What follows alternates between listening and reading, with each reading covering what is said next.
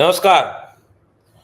तो चुनावों के बीच सबसे महत्वपूर्ण बात होती है कि चुनाव निष्पक्ष हों, तटस्थ हों, नियम और कायदे के बीच में हों और इस तरह से चुनावों को लेकर के एक स्पष्ट एडवाइजरी चुनाव आयोग द्वारा जारी की जाती। इस बार भी आम चुनाव के ठीक पहले 1 मार्च को चुनाव आयोग ने एक अधिसूचना जारी की। तो क्या उस अधिसूचना को विपक्षी दलों समेत सत्ताधारी दल पालन कर रहा है? क्या ऐसी अधिसूचनाओं का किसी भी सत्ताधारी दल और विपक्षी दल दोनों के लिए बराबर की तरह इस्तेमाल हो पाता है क्या? क्या कुछ बातें ऐसी हैं जिसे सत्ताधारी दल बोले और उस पर कोई कार्रवाई ना हो, लेकिन अगर उससे मिलती-जुलती ही कोई बात, अगर कोई टिप्पणी विपक्षी दलों की तरफ से आ जाए, तो उस पर कार्रवाई हो?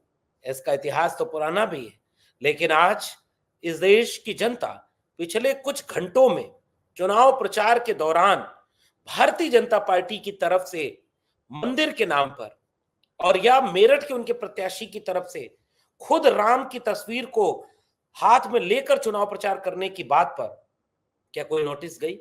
क्या कोई संज्ञान हुआ?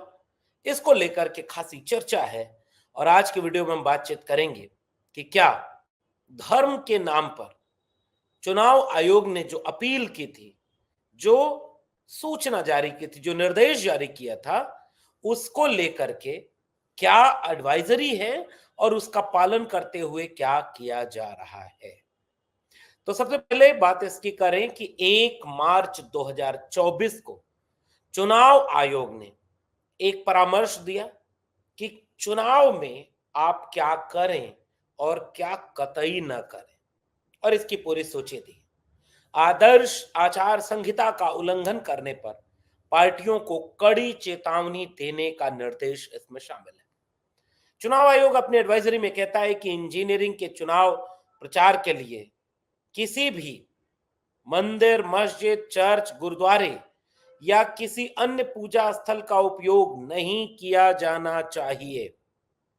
ऐसे संदर्भ में भक्त और देवता के बीच संबंधों का उपहास करते हैं अगर आप, या दैवीय निंदा के सुझाव देते हैं, तो ये दोनों नहीं किए जाने चाहिए और इन दोनों को लेकर के चुनाव आयोग निर्देश देता है कि आप ऐसा कोई भी काम नहीं कर सकते।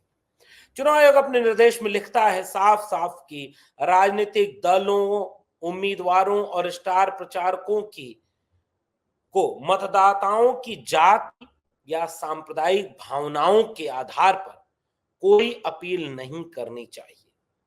ऐसी कोई भी गतिविधि जो मौजूदा मतभेदों को बढ़ा सकती है या आपसी नफरत पैदा कर सकती हो या विभिन्न जातियों या समुदायों, धार्मिक और भाषाई समूहों के बीच तनाव पैदा कर सकती हो, इसका प्रयास नहीं किया जाना चाहिए। चुनाव आयोग लिखता है कि राजनीतिक दलों और नेताओं को मतदाताओं को गुमराह करने के उद्देश्य से तथ्यात्मक आधार के बिना गलत बयानबाजी नहीं करनी चाहिए। असत्यापित आरोपों या विकृतियों के आधार पर अन्य दलों या उनके कार्यकर्ताओं पर आलोचना करने से बचना चाहिए। ऐसे कुछ बड़े जरूरी मुद्दे हैं जिसको लेकर के चुनाव आयोग ने एक स्पष्ट निर्देश दे रखा है कि आप चुनाव में वोट मांगते समय क्या करें और क्या ना करें। तो सबसे पहले ये बात कहें कि खुद प्रधानमंत्री नरेंद्र मोदी ने चुनाव के रैली को संबोधित करते हुए, पहले भी ये लोग करते रहे हैं धर्म को लेकर के, ये बात भारतीय जनता पार्टी के वर्कर तक पहुंचाई गई है कि आप मंदिर देख रहे हैं, 500 साल बाद ये मंदिर बन गया, वहीं बन गया, और जिसने मंदिर बनाया, जो राम को लाए हैं, हम उनको लाएंगे।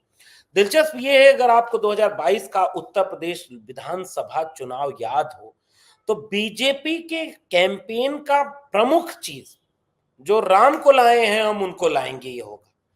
और इस चीज का पोस्टर बनवाकर, इस चीज का स्लोगन लगा करके वो वोट मांगते हैं और गाने बजते हैं कि जो राम को लाए हैं हम उनको लाएंगे। इससे ये लगता है कि राम के नाम पर वोट मांगने का काम भारतीय जनता पार्टी ने 2022 के विधानसभा चुनाव में ऑलरेडी किया। इस बार फिर से भारतीय जनता पार्टी की तरफ से यह बात कही जा रही है कि राम मंदिर 500 साल की तपस्या पूरी हो गई। तो नरेंद्र मोदी का ये वाला भाषण सुना है ना, जिसमें वो बार बार कहते हैं कि रामलला टेंट में नहीं है, मंदिर में है। और भक्तों, जो राम को मानते हो, जितने भक्त राम को मानने वाले हैं, उनको इशारा समझ में आ गया कि कौन मंदिर बनवाया, कैसे मंदिर बना। एनसीईआरटी के सिलेबस में अब राम मंदिर आंदोलन शामिल होगा, पता है कि नहीं आपको? जरा पता रखिए, ये सूचनाएं देखिए जरा, आपके सामने है। एक तरफ से अगर आपने मंदिर के चैप्टर को सिलेबस में शामिल कर दिया, तो क्या उसकी पूरी कहानी होगी उसमें? क्या उसके बारे में बाकी चीजें होंगी? इसका विचार तो आपको करना होगा। और इसको इस तरह से समझें कि मंदिर को लेकर के चुनाव प्रचार में किस तरह से इसका इस्तेमाल किया जा रहा है। और एक नेता है, बड़ी नेता है, अमेठी से सांसद भी रही हैं और फिर से चुनाव लड़ रही हैं, स्मृति ईरानी। उनकी ये वाली वीडियो देखिए आपने, फिर से देखिए और सोचिएगा कि इस वीडियो में अपने इंटरव्यू के दौरान स्मृति ईरानी कहती हैं कि हम लोग जिन बातों को सोचते थे नरेंद्र मोदी ने उसे करके दिखा दिया। हम लोग सोचते थे कि 370 हटेगा, हमने अपनी आंखों के सामने नरेंद्र मोदी को उसे हटाते देख लिया। महिलाओं को आरक्षण मिलेगा, हमने अपनी आंखों के सामने उन्हें महिलाओं का आरक्षण हटाते देख लिया, बढ़ाते देख लिया। हम ये सोचते थे, मैंने ये संकल्प लिया था कि जब मंदिर बन जाएगा, रामलला उसमें विराजमान हो जाएंगे, तब मैं जाऊंगी मंदिर। और नरेंद्र मोदी जी ने उसे कर दिया। यही वो पॉइंट है जो आपको पकड़ने का है।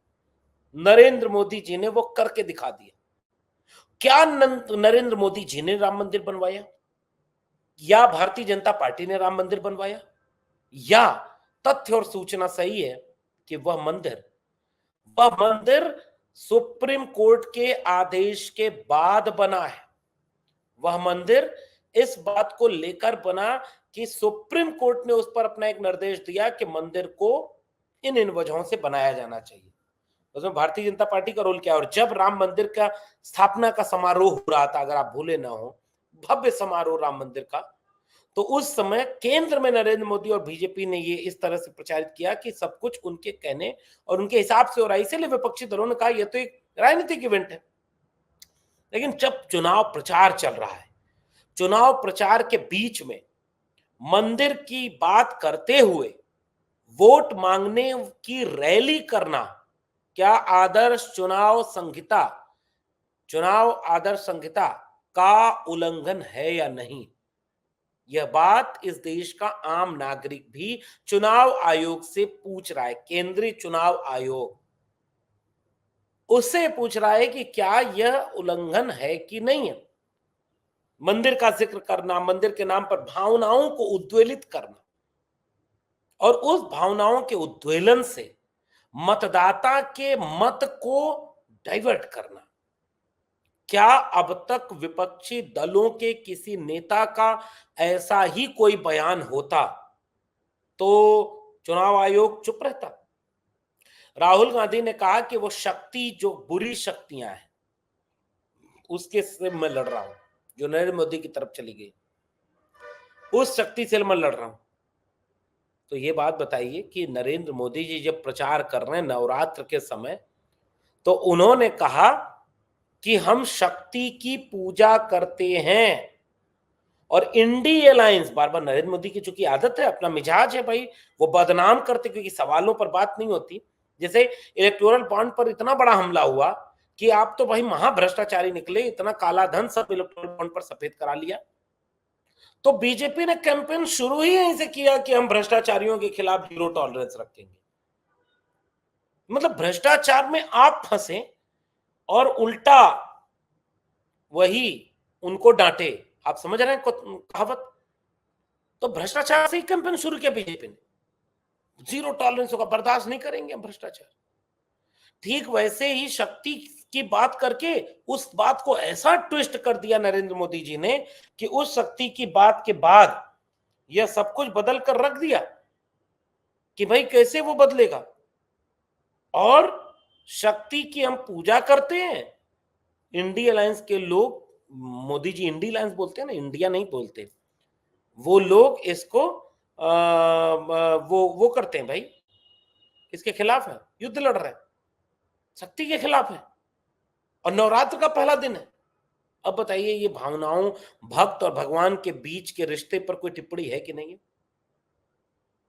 एक बार सोचे, मतलब चुनाव आयोग इसको सोचे कि क्या इस तरह की चीजें विपक्षी दल के लोग करते तो चुनाव आयोग बिल्कुल वही खामोशी अख्तियार किए रहता जो अभी खामोशी अख्तियार किए हुए, या बदलता। जनता के मुद्दों पर बात कहां हो रही है? मेरठ में एक प्रत्याशी उतारा है भारतीय जनता पार्टी ने, और उस प्रत्याशी का नाम है अरुण गोविल।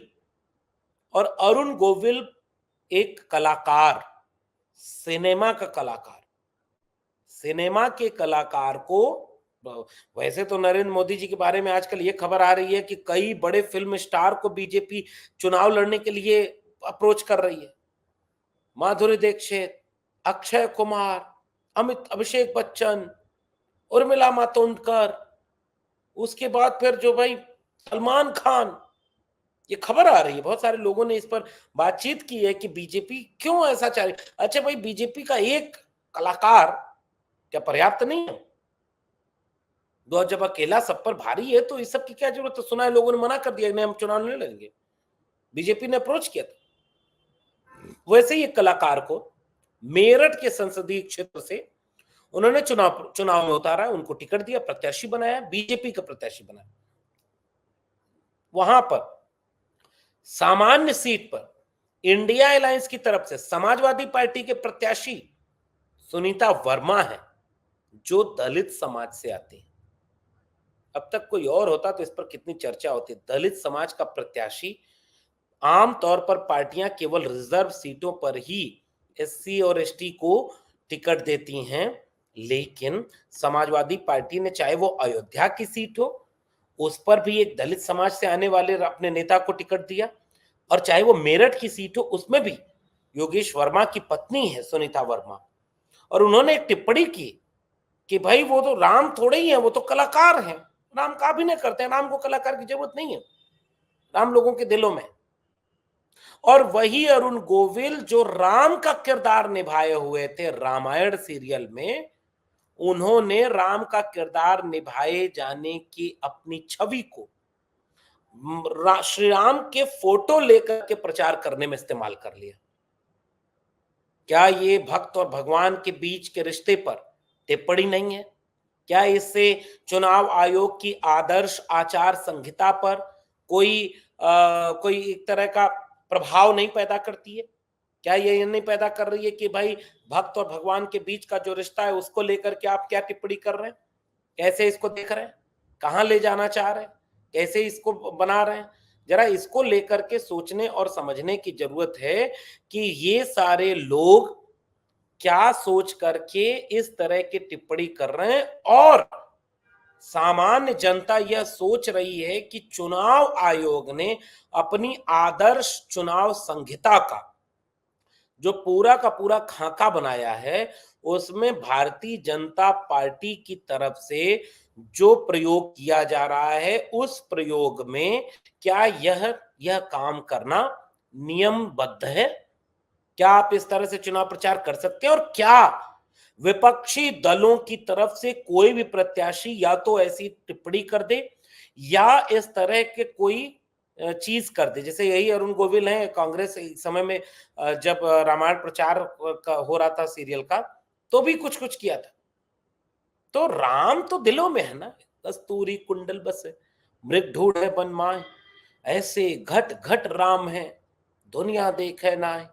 राम तो घट घट में है, लेकिन राम के मंदिर बनवा करके ये याद दिलाना कि 500 साल मंदिर बाद मंदिर बन गया, और चुनाव प्रचार की रैली में इस भाषण का जिक्र करना, 500 साल के बाद मंदिर बन गया और एक पार्टी के लोग उसके नाम पर अपने मतदाताओं से अपील करें शक्ति की हम पूजा करते हैं, और वो लोग शक्ति के खिलाफ हैं, जबकि कोई पूजा करने वाले शक्ति के खिलाफ कोई नहीं है, लेकिन प्रचार करने का नरेंद्र मोदी जी का चरित्र है कि मोदी जी की अपनी शैली है कि वो और आत्मविश्वास से वही बात बोलेंगे जो उन्हें बोलनी है।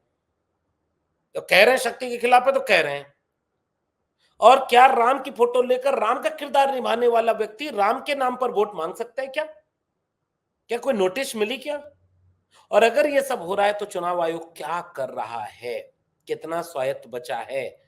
और अगर चुनाव आयोग इस तरह का कोई कदम नहीं उठाता है तो कैसे ये माना जाए कि चुनाव निष्पक्ष, तटस्थ और भरोसेमंद होगा? इस बात को लेकर के जनता में जितना बातें होंगी, सजगता बढ़ेगी, विमर्श होगा, लोकतंत्र उतना ही मजबूत होगा। और लोकतंत्र की मजबूती इस बात के लिए निर्भर करती है कि चुनाव आयोग कितनी सजगता से अपनी नियमावली का पालन करते हुए चुनाव प्रक्रिया को पूरा कराता है। इसका मूल्यांकन जनता भी करेगी और इसका मूल्यांकन चुनाव आयोग के अपने अधिकारियों के हाथ में भी है। देखना दिलचस्प होगा कि आगे इस पर क्या कार्रवाई होती है। आपका क्या मानना है नीचे कमेंट बॉक्स पर जरूर बताइएगा। फिर मिलेंगे किसी और टिप्पणी के साथ, तब तक के लिए बहुत बहुत धन्यवाद।